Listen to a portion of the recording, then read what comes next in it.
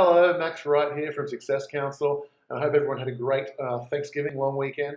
I just went back to the States for the weekend and picked up a new shirt. What do you think? Hope you like it. So we had an interesting week in Bitcoin, and I've been dying to make this video because so Peter Schiff came out and threw his hat in the ring about Bitcoin. Now, Peter Schiff, the Austrian economist we know and love, he's made some fantastic predictions, very, very accurate predictions over the years, specifically to do with the 2008 housing bubble burst and many other things. And I really, really do like Peter's work. But he's thrown his hat in the ring with regard to Bitcoin. And I think he's made a few errors, and I would like to address them.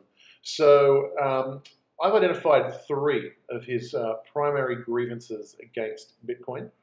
And I'm going to address the first one now in this video, and I'll do the other two in subsequent videos.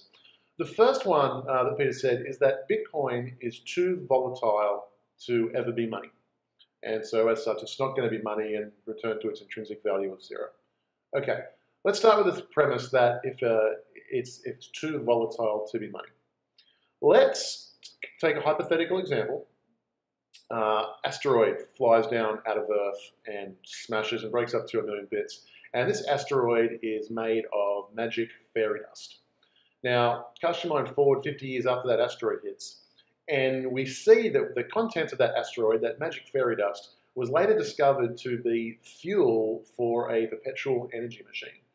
And this magic fairy dust becomes very, very, very valuable. And it also has all of the qualities that you would want of money. Fungible and divisible and all those fantastic things. It turns out it's fantastic money as well. And 50 years after this magic fairy dust came to Earth, this magic fairy dust becomes the money of the land.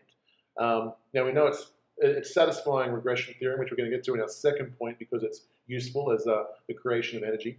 And so all of the things are valid about this magic fairy dust being money. But let's have a look at what would have happened during those 50 years to understand if there was any volatility with this magic fairy dust and to see if we can make any comments about what money, whether or not a money would have volatility in its early stages. So, asteroid comes and lands, magic fairy dust everywhere, people are picking it up. What the hell do I do with this? Not much. Sits around for a few years, idle by. A few interested people pick it up and have a look at it and say, oh, this is interesting, and run some tests and run some tests.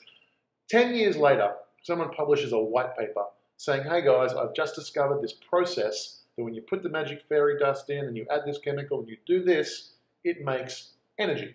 And that paper is released to a handful of geeky science type people who some of them validate it, some of them argue against it, and so on and so forth.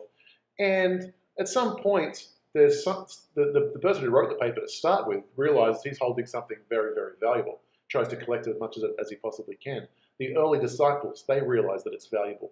They start to get their hands on it, and it starts propagating throughout the population.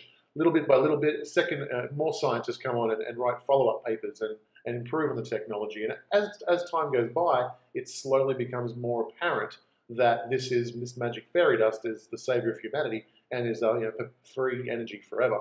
Now, during that time, as more and more people start to figure out that this becomes extremely valuable, we would imagine that some of the people, the early adapters, the early believers, would start hoarding it as much as possible, would start speculating that one day in a few years, the whole world's going to realize how valuable this magic fairy dust is, and start speculating and just throwing as much money as they can in it, trying to make a quick buck as the world slowly figures out how valuable this magic fairy dust is.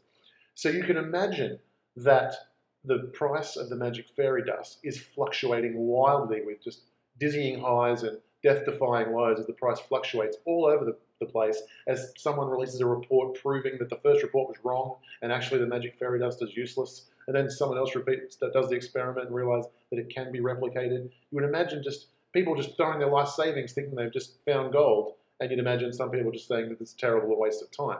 So any kind of new money, even the most perfect money, this magic fairy dust money, which is a valuable commodity and money, people want it for its intrinsic value and has great money properties, even that would go through tremendously volatile pricing in its early years.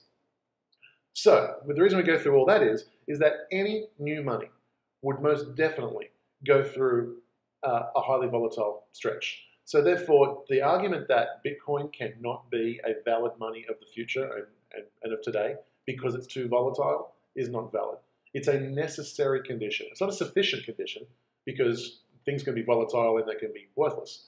So it's not a sufficient condition to say that Bitcoin will be, highly valued money in the years to come, but it's certainly a necessary requirement. So to say that it can't be money because it's volatile is just plain false. So I hope that works with that. Feel free to watch the next video. We're going to talk about regression theorem, which I think is Peter's principal point.